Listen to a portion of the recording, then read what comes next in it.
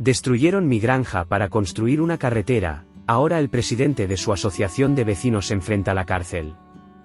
La asociación de vecinos falsificó permisos, arrasó mi terreno y pensó que podía pasarme por encima. Así que los llevé a los tribunales, expuse su fraude, probé que robaron fondos de la asociación y logré que expulsaran a su presidente corrupto. Ahora, la carretera ha desaparecido, la asociación tiene nueva dirección y su antiguo jefe está enfrentando cargos criminales. Lo primero que notó Manuel Ríos aquella mañana fue el estruendo. Una vibración profunda y gutural recorriendo la tierra, lo suficientemente fuerte como para sacudir los marcos de las fotos en la pared de su habitación. Al principio pensó que era una tormenta, un frente climático que llegaba antes de lo esperado. Pero luego vino el metálico ruido de maquinaria pesada, seguido del inconfundible bip bip bip de un camión en reversa. Eso no era una tormenta. Manuel se quitó las mantas de golpe, la adrenalina ya bombeando en su sangre. Algo no estaba bien. Su finca, Hacienda Ríos, había estado en su familia durante 3 generaciones. Nadie debería estar en su terreno, mucho menos con equipo de construcción. Se puso las botas, agarró su camisa de franela de la silla y salió por la puerta principal, y se quedó helado. Sus campos estaban siendo destruidos. Justo después del camino de grava, donde su trigo de invierno había sido sembrado apenas 2 meses atrás, las excavadoras destrozaban la tierra como si fuera simple arena suelta. Las aplanadoras pasaban sobre los cultivos, arrasando todo a su paso. Camiones industriales enormes estaban estacionados sobre lo que antes era tierra fértil, sus llantas hundiéndose en el lodo. Por un momento, Manuel pensó que aún estaba soñando, una especie de pesadilla en la que la tierra de su familia desaparecía ante sus ojos.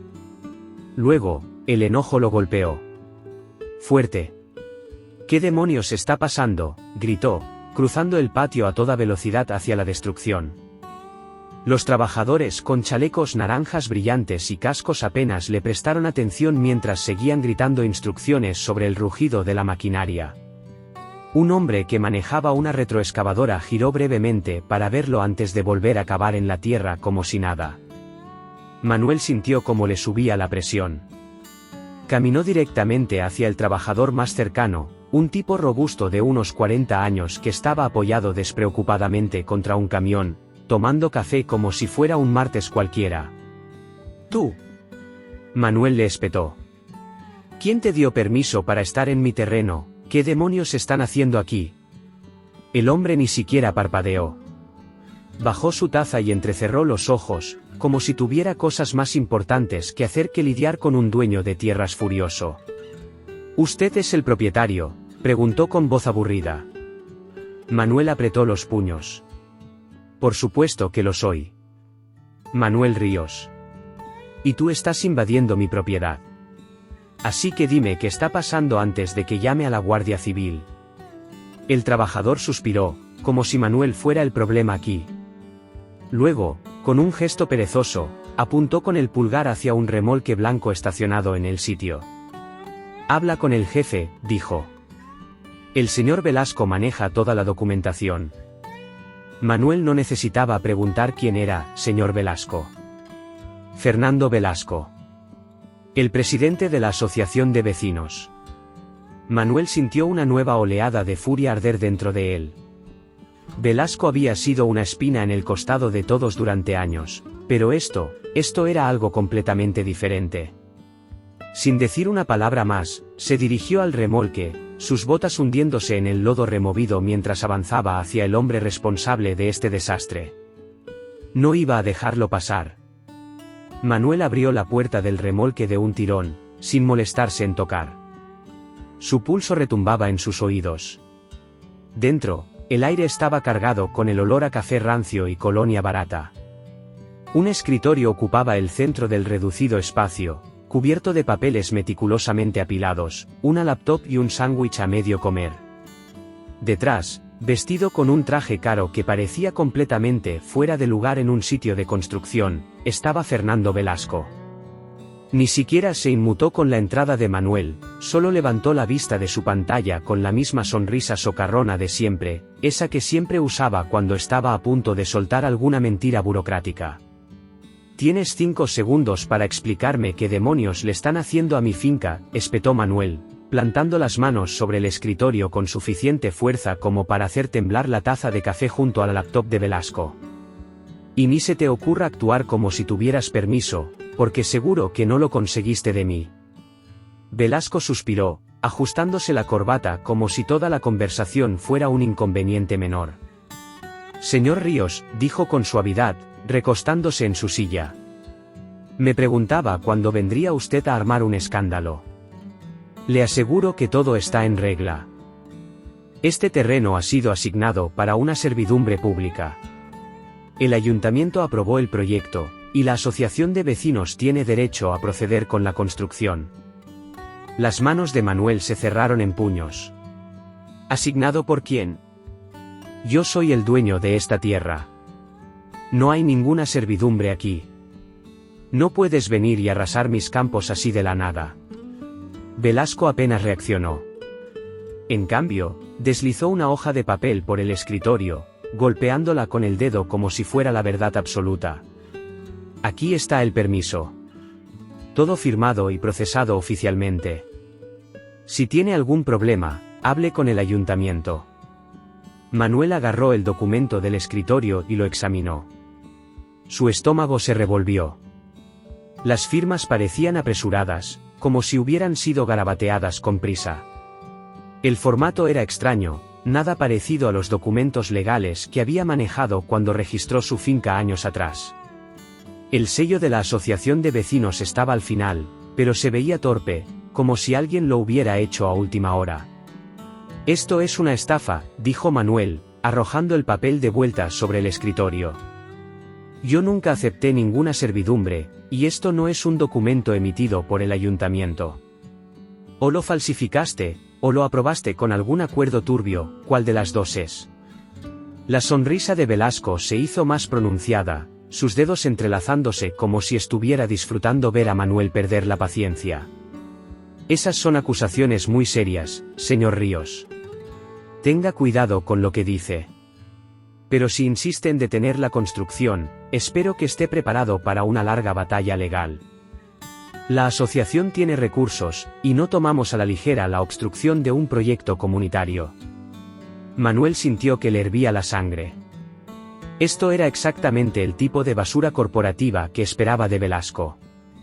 Pero verlo en persona, ver a este hombre actuar como si fuera dueño de la tierra que Manuel había trabajado toda su vida, le revolvía el estómago. Sin decir una palabra más, Manuel se giró sobre sus talones y salió del remolque, cerrando la puerta de un portazo.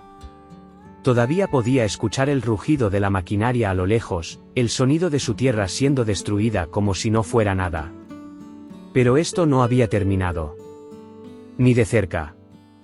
Manuel condujo hasta el centro del pueblo con la mandíbula tan apretada que sintió que sus dientes podían romperse. La asociación de vecinos se había metido con el hombre equivocado. No iba a quedarse de brazos cruzados mientras Velasco le robaba su tierra con un permiso fraudulento. Necesitaba a alguien que supiera cómo destrozar un documento legal de la misma manera que un tractor arrasaba un campo de trigo. Y solo confiaba en una persona para eso, Elena Navarro. La oficina de Elena estaba en un pequeño edificio de ladrillo, justo al lado de la plaza principal, entre una cafetería y una ferretería.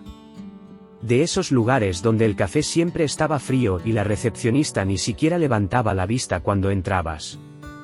Manuel no necesitaba cita. Elena había manejado disputas legales en el pueblo por años y tenía fama de despedazar a tipos como Velasco sin piedad. La puerta de su oficina estaba abierta, y ella ya hojeaba un montón de papeles cuando Manuel entró. Elena estaba en sus 40s, tenía una mirada afilada y ninguna paciencia para tonterías. No perdió el tiempo con saludos falsos, solo levantó la vista y asintió. «Manuel», dijo, dejando los papeles a un lado. «Escuché lo que está pasando en tu finca. Sabía que vendrías». Manuel arrojó el permiso sobre su escritorio. «Dime que esto no es legal». Elena lo tomó, sus ojos recorriendo el documento. Su ceño se frunció a medida que lo volteaba, inspeccionando los sellos, el formato, las firmas. Cuando finalmente lo dejó sobre la mesa, su expresión se endureció hasta volverse peligrosa. Esto es un desastre. Manuel sintió el primer destello de alivio en horas. Lo sabía. Elena golpeó con el dedo la firma de la asociación de vecinos. Para empezar, esto ni siquiera está formateado como un permiso municipal oficial. Las firmas no coinciden con las que he visto en documentos reales de la asociación, y el documento en sí no tiene los sellos de autorización obligatorios. ¿Quién hizo esto? ¿Fue un chapucero, o pensó que no te molestarías en revisarlo? Se recostó en su silla, cruzando los brazos. Esto es un fraude absoluto, Manuel. Velasco está tratando de forzarte a ceder. Manuel exhaló lentamente, sus puños aflojándose por primera vez en todo el día. ¿Qué opciones tengo? Elena no dudó. Presentamos una orden de cese y desistimiento de inmediato. Eso frenará la construcción hasta que se revise el permiso. Mientras tanto, yo empezaré a investigar. Si Velasco falsificó este documento, tiene que haber un rastro de pruebas, y pienso encontrarlo. Manuel asintió. Esto era exactamente lo que necesitaba. Alguien que supiera cómo pelear. Pero también sabía que Velasco no se rendiría fácilmente. Me amenazó con una demanda, dijo. Dijo que la asociación tenía dinero y que me metería en un pleito largo si me interponía en su camino. Elena sonrió de lado. Que lo intente. Si quiere llevar esto a juicio, lo destruiremos. Pero primero, veamos cómo reacciona cuando reciba la notificación. Tomó un bloc de notas y empezó a escribir. Manuel no dijo nada más. Solo se quedó sentado en silencio, sintiendo algo que no había sentido desde que vio esas excavadoras destrozar su tierra. Esperanza. Cuanto más investigaba Manuel sobre la asociación de vecinos, peor se veía todo. Después de salir de la oficina de Elena, decidió dar una vuelta por el vecindario, revisando con las personas que había conocido toda su vida. Si Velasco era lo suficientemente descarado como para arrasar con su finca a la fuerza, no había forma de que este fuera un caso aislado. Necesitaba saber exactamente contra quién estaba peleando. Su primera parada fue la casa de Santiago y Carmen Gutiérrez, a solo un par de kilómetros. Llevaban más de 30 años en la zona, con su hogar de estilo rústico y el huerto que Carmen había pasado décadas perfeccionando. Siempre habían sido de los que no se metían con nadie, pero cuando Manuel mencionó la asociación de vecinos, la expresión de Santiago se endureció al instante. Velasco. Santiago resopló, dejando su taza de café sobre la mesa con un poco demasiada fuerza. Ese tipo es un maldito buitre. Carmen asintió, sus manos arrugadas aferrándose al borde de la mesa como si aguantara años de frustración. Nos intentaron multar con 3.000 euros el año pasado por un cobertizo. Manuel frunció el ceño. ¿Un cobertizo? La mandíbula de Santiago se tensó. Dijeron que no era lo suficientemente estético para el barrio. Y eso que esta casa ha estado aquí mucho antes de que llegara Velasco y su pandilla de inútiles. Construimos ese cobertizo con nuestras propias manos hace 20 años. Pero de la nada, nos llegó un aviso diciendo que violaba una nueva normativa. Nos dieron dos opciones, derribarlo o pagar la multa. Manuel negó con la cabeza. ¿Y qué hicieron? Santiago soltó un resoplido, el tipo de respiro cargado de frustración de alguien que ha peleado una batalla larga y absurda. Peleamos. Contratamos un abogado. La asociación se echó atrás eventualmente, pero nos costó meses de estrés y miles de euros en honorarios. Sacudió la cabeza con rabia. Así operan. Presionan, amenazan, acosan, esperando que la gente se rinda. Y la mayoría no puede permitirse luchar. Carmen suspiró. Algunos de nuestros vecinos lo han perdido todo tratando de seguir sus reglas ridículas. ¿Te acuerdas de los Martínez? Los obligaron a repintar su casa 3 veces en 2 años porque la asociación cambiaba las normativas de colores cada pocos meses. Les costó miles. Al final, se hartaron y se fueron. Manuel se recostó en la silla, el peso de sus palabras presionándolo. Esto ya no era solo sobre su finca. Era un patrón, un historial de acoso, manipulación y abuso de poder. Y Velasco estaba en el centro de todo. ¿Hay más gente que haya sufrido esto?, preguntó Manuel, aunque ya sabía la respuesta. Santiago asintió. Montones. Habla con los Navarro. Les pusieron una multa por aparcar su coche en su propia entrada. Luego están los López, a quienes obligaron a derribar un columpio para sus hijos porque decían que era una molestia visual. Los puños de Manuel se cerraron de nuevo. Y nadie ha hecho nada. Carmen sonrió con tristeza. La gente ha intentado. Pero la asociación usa amenazas legales para desgastar a cualquiera que los desafíe. Y si eso no funciona, empiezan las cartas difamatorias, mensajes a los vecinos diciendo que alguien está perjudicando la comunidad o actuando contra los intereses del barrio. Enfrentan a la gente entre sí. Para cuando alguien se da cuenta de la verdad, ya es demasiado tarde. Manuel exhaló lentamente. Todo lo que decían encajaba exactamente con lo que Velasco había intentado hacerle. Pero ahora, tenía algo que Velasco no esperaba, una comunidad lista para contraatacar. No voy a dejar que se salgan con la suya esta vez, dijo, poniéndose de pie. Santiago lo miró, y en sus ojos apareció algo que había estado ausente por mucho tiempo. Esperanza. Cuenta con nosotros, Manuel, dijo con firmeza. Para lo que necesites. Manuel asintió. Esta pelea acababa de volverse más grande. Y él estaba listo. Manuel no perdió el tiempo. Después de escuchar la historia de Santiago y Carmen, sabía que había más personas en el vecindario que habían sido víctimas de la asociación de vecinos. Era una cosa que Velasco impusiera reglas arbitrarias y multas ridículas, pero arrasando propiedad privada. Eso era corrupción en otro nivel. Velasco se estaba volviendo más atrevido, y Manuel no iba a permitirlo. Para el final de la semana, tenía una lista de nombres. Personas que habían sido acosadas, amenazadas, multadas o forzadas a remodelaciones innecesarias bajo la supuesta autoridad de la asociación de vecinos. Hizo llamadas, tocó puertas y escuchó historia tras historia, personas perdiendo sus ahorros por reglas arbitrarias, propietarios obligados a repintar sus casas varias veces, ancianos presionados a pagar miles por violaciones que ni siquiera existían. Algunos habían intentado luchar, pero la mayoría simplemente se rindió ante las amenazas legales de Velasco y su equipo. Pero ahora, tenían una razón para pelear. Manuel convocó a una reunión. Su finca. Sábado. La noticia corrió rápido, y cuando el sol comenzó a ponerse esa tarde, más de 2 docenas de personas habían llegado. Algunos se quedaron en pequeños grupos, murmurando en voz baja, mientras que otros se acercaron directamente a Manuel, listos para contar su historia.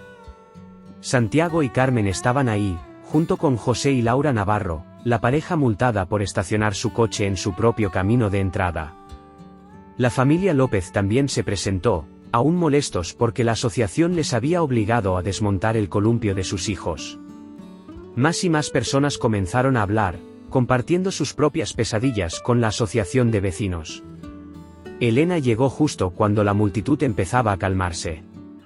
Ella no era de dar discursos, así que fue directo al grano. He estado investigando las finanzas de la asociación, dijo, abriendo una carpeta. Y lo que encontré no solo es sospechoso, es ilegal.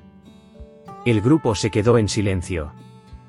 Elena sacó una copia de los registros financieros de la asociación, información pública, pero enterrada en burocracia que la mayoría de los propietarios no sabían cómo buscar. La asociación está recaudando mucho más dinero del que debería. Cuotas, multas, evaluaciones especiales. Pero, ¿a dónde está yendo ese dinero? Dio vuelta a la página y la señaló con el dedo. Resulta que una parte significativa de esos fondos han sido etiquetados bajo gastos vagos de mejoras de infraestructura. No hay desglose, no hay recibos, solo gastos generales sin explicación. Manuel cruzó los brazos. Y déjame adivinar, la firma de Velasco está en todos esos documentos. Elena sonrió. Exacto. La revelación recorrió el grupo como una ola.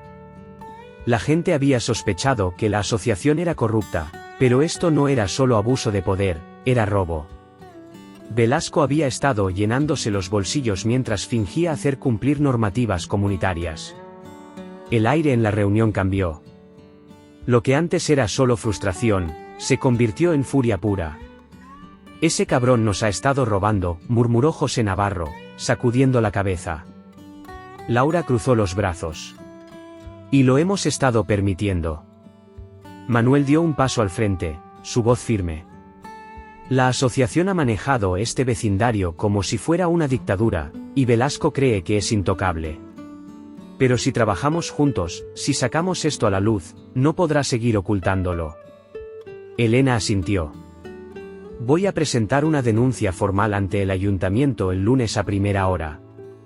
Si podemos demostrar mala gestión financiera, la asociación podría enfrentar una auditoría completa.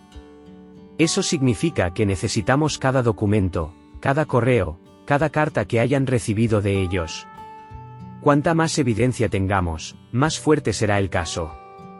Las personas comenzaron a sacar archivos, viejos avisos, cartas de la asociación que antes temían desafiar.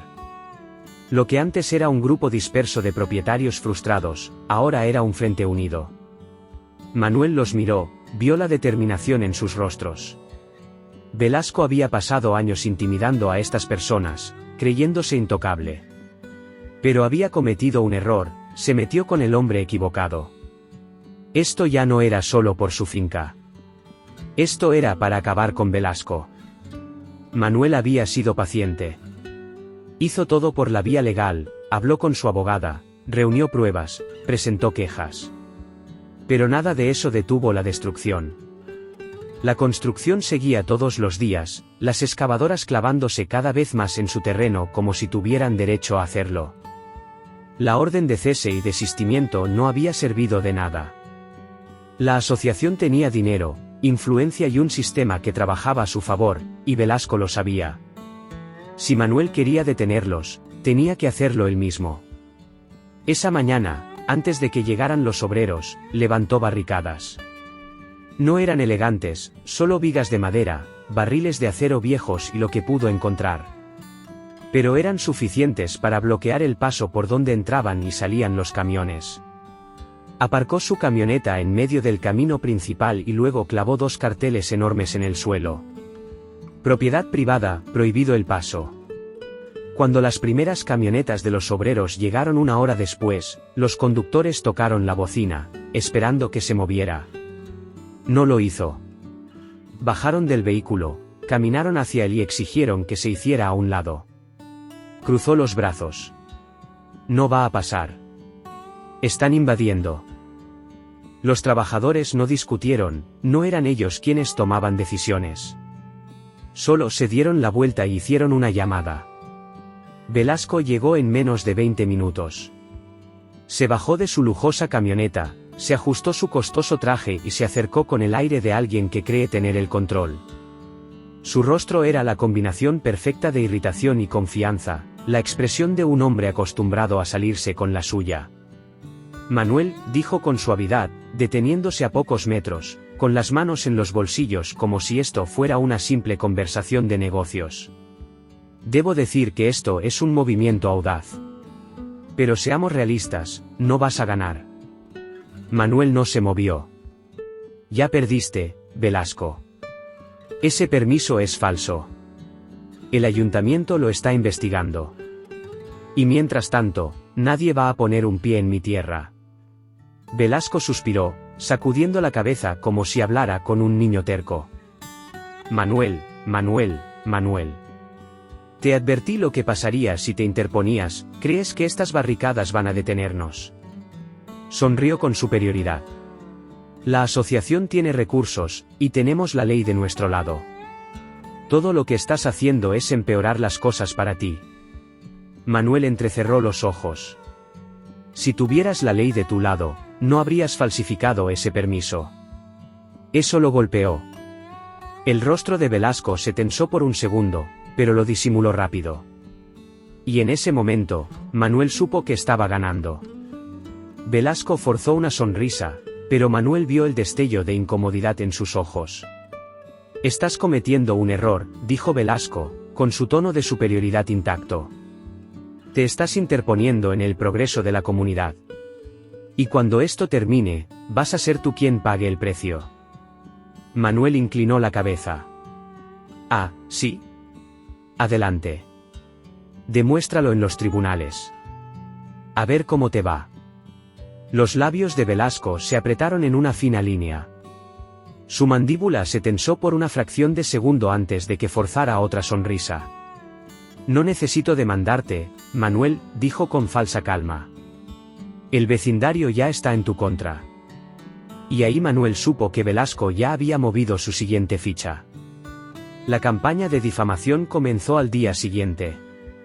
Folletos aparecieron en los buzones de todo el vecindario, llenos de acusaciones cuidadosamente redactadas para hacer que Manuel pareciera el enemigo.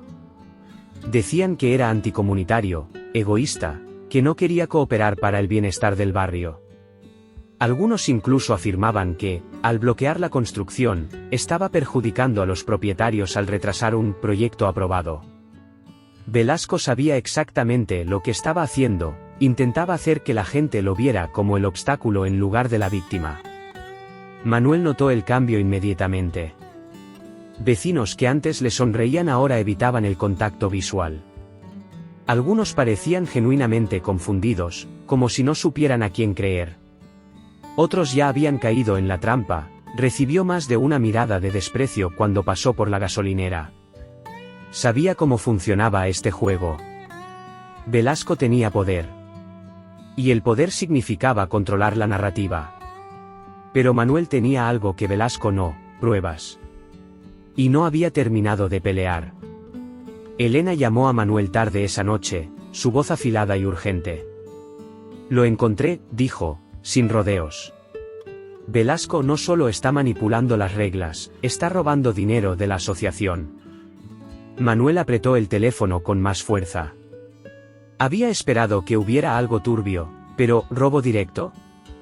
Eso era otro nivel. ¿Qué tan grave es?, preguntó, ya sabiendo que la respuesta no sería buena. Elena suspiró. Muy grave. ¿El permiso? Es completamente falso. Las firmas no coinciden con los registros del ayuntamiento, y la supuesta aprobación nunca fue procesada oficialmente. Pero eso era solo la punta del iceberg. Revisé los estados financieros de la asociación, continuó Elena. ¿Y adivina qué? Decenas de miles de euros etiquetados como mejoras de infraestructura, punto. No había desglose. No había recibos. Solo números vacíos y gastos vagos. ¿Y la empresa constructora que contrataron? Elena hizo una pausa. Tiene vínculos directos con Velasco. Manuel cerró los ojos un momento, dejando que la rabia se asentara antes de que lo consumiera. Así que ha estado desviando dinero a través de proyectos falsos, murmuró. Usando el dinero de la asociación para enriquecerse. La voz de Elena fue helada. Exactamente. ¿Y esa carretera? No tiene nada que ver con el desarrollo de la comunidad, punto. Se trata de llenar sus propios bolsillos. Eso era todo lo que Manuel necesitaba escuchar. Era hora de hacerlo público. La asamblea vecinal estaba llena a reventar. La noticia se había esparcido rápido. Incluso los vecinos que habían dudado de Manuel aparecieron, curiosos por saber qué estaba pasando. Velasco se sentó cerca del frente, perfectamente compuesto, su costoso reloj brillando bajo las luces fluorescentes. Se veía confiado. Demasiado confiado. Había pasado años intimidando y manipulando a la gente, y claramente creía que esa noche no sería diferente. Manuel dio un paso adelante, mirando a la multitud. Sus vecinos, muchos de los cuales habían sido engañados, amenazados o directamente robados por la asociación, merecían saber la verdad. Sé que muchos de ustedes han escuchado que estoy bloqueando el progreso, comenzó, manteniendo su voz firme. Que estoy peleando contra algo que supuestamente es bueno para la comunidad, punto. Hizo una pausa. Pero eso no es lo que está pasando. Y tengo las pruebas para demostrarlo. Se giró hacia Elena, quien le pasó los documentos. El permiso que Velasco usó para justificar la destrucción de mi finca. Manuel sostuvo el papel en alto. Es falso. El ayuntamiento nunca lo aprobó. Las miradas en la multitud cambiaron. Algunas personas se inclinaron hacia adelante, otras intercambiaron miradas incrédulas. Pero antes de que nadie pudiera hablar, Elena tomó la palabra. Velasco ha estado usando los fondos de la asociación para pagar a una constructora que tiene lazos financieros con él. Eso significa que cada multa, cada cuota, cada evaluación especial que han pagado, ha estado financiando sus negocios personales. El silencio en la sala se rompió.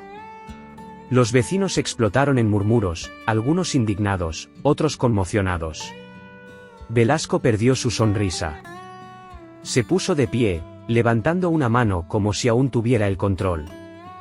Esto es absurdo, dijo. Son acusaciones sin fundamento. Hemos seguido todos los procesos legales y... Entonces, ¿por qué los registros del ayuntamiento no coinciden? Elena lo interrumpió.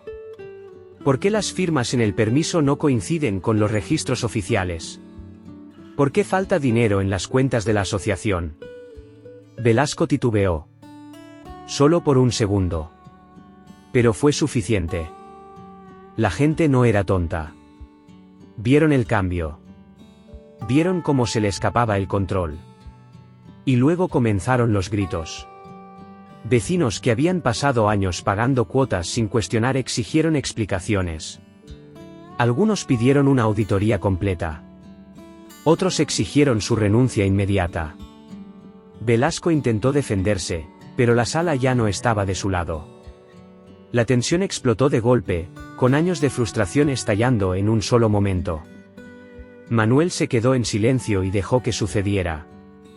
No necesitaba decir nada más. La verdad había salido a la luz. El juicio estaba a reventar. La noticia se había regado por todo el pueblo. Ahora todos querían ver a Fernando Velasco responder por sus crímenes. El que antes era un presidente intocable, ahora se sentaba rígido en el banquillo de los acusados. Ya no sonreía. Ya no tenía el control. Elena hojeó sus notas y le susurró a Manuel. Lo tenemos. Manuel asintió. Había pasado meses luchando por esto. Ahora, solo importaba que el juez viera la verdad. El juicio comenzó. Elena no perdió tiempo. Mostró fotos de la finca destruida, pruebas de los permisos falsos, registros bancarios. Velasco intentó argumentar, pero los papeles no mentían.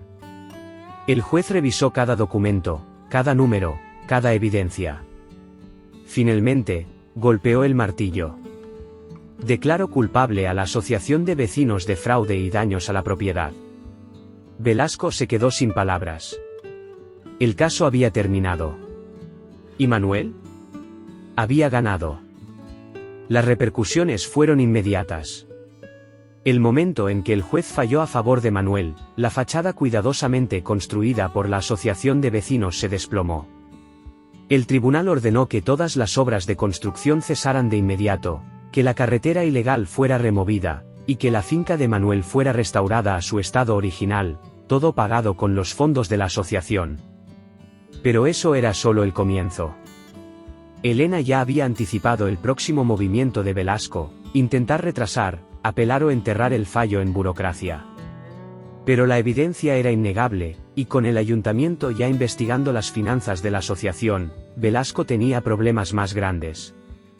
La auditoría avanzó más rápido de lo esperado. Elena había destapado discrepancias financieras, pero cuando los auditores empezaron a revisar las cuentas, descubrieron aún más corrupción. fondos desviados, ocultos en cuentas opacas, etiquetados como consultorías, que llevaban directamente a Velasco. La asociación no solo era culpable de fraude, estaba involucrada en malversación de fondos. Las noticias se esparcieron como pólvora. Los vecinos que alguna vez confiaron ciegamente en Velasco ahora veían la verdad, un estafador que se había pasado años vaciando sus bolsillos. En una reunión de emergencia, los propietarios exigieron su renuncia inmediata. Velasco intentó dar excusas, diciendo que era una caza de brujas, que todo era un malentendido, pero nadie le creyó. Cuando los reportes financieros finalmente salieron a la luz, todo terminó. Velasco renunció en desgracia.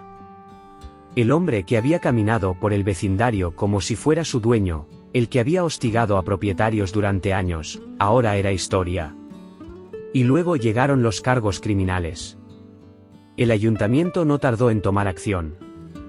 Los registros bancarios, los permisos falsificados, los fondos desaparecidos, todo apuntaba a fraude, malversación y abuso de poder.